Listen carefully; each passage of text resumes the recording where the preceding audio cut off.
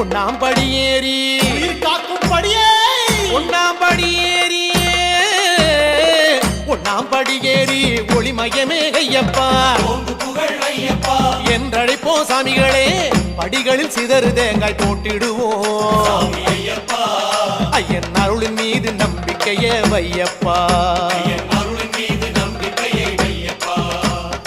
இரண்டாம் படியேறி நீக்கும் படியே இரண்டாம் படியேறி இரண்டாம் படியேறி சரணம் ஐயா ஐயப்பா என்றழைப்போ சாமிகளே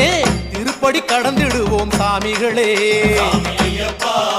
ஐயன் கை கொடுத்து அழைப்பதங்கே மெய்யப்பா